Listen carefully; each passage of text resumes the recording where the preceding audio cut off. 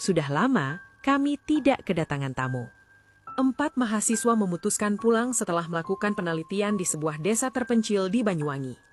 Namun, di tengah perjalanan, mobil mereka tiba-tiba mogok, tepat di jalan yang dikelilingi hutan lebat. Hari mulai gelap. Mereka akhirnya berjalan kaki hingga menemukan sebuah desa yang tampak sunyi. Seorang pria yang mengaku sebagai lurah menyambut mereka dengan sangat ramah. Ia bahkan menawarkan tempat inap dan makanan hangat. Namun, Sekar mulai merasa aneh. Rumah-rumah di desa itu terlihat seperti sudah lama tidak dihuni.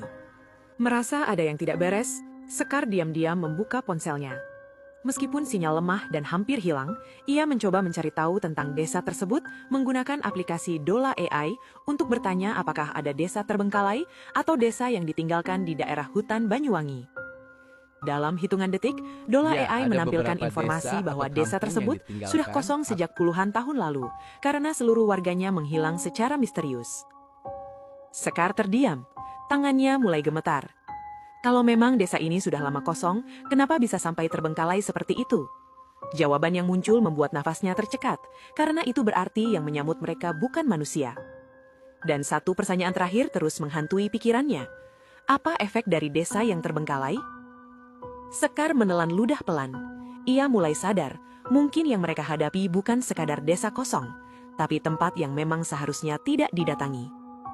Saat malam tiba, mereka mendengar suara gamelan dari balai desa.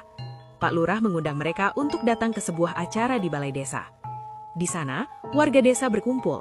Terlihat penari menari dengan gerakan lambat dan kaku, diiringi alunan gamelan yang terdengar tidak biasa. Keempat mahasiswa itu mulai merasa tidak nyaman, tapi mereka tetap duduk saat disuguhi makanan oleh warga. Sekar langsung membisikkan kepada teman-temannya untuk tidak memakan apapun. Namun terlambat, Wulan sudah menelan suapan pertama. Tiba-tiba, musik gamelan berhenti. Semua warga desa menoleh bersamaan. Pak Lurah berjalan mendekat sambil tersenyum lebar. Sudah lama kami tidak kedatangan tamu. Dan sejak saat itu, mereka sadar bahwa tempat itu bukan tempat manusia. Mereka semua panik dan berlari keluar desa. Namun saat sampai di gerbang desa, mereka menemukan sebuah papan tua yang hampir roboh. Tulisan di sana samar, tapi masih terbaca. Desa ini telah ditinggalkan. Sekar menoleh ke belakang. Balai desa itu kini gelap, kosong. Tidak ada pesta, tidak ada warga, hanya suara gamelan yang masih terdengar pelan dari dalam kegelapan. Akhirnya mereka sampai di jalan. Mobil mereka masih ada. Tanpa pikir panjang, mereka langsung masuk. Mobil melaju menjauh dari desa itu. Perlahan, suara gamelan menghilang. Namun tiba-tiba, Wulan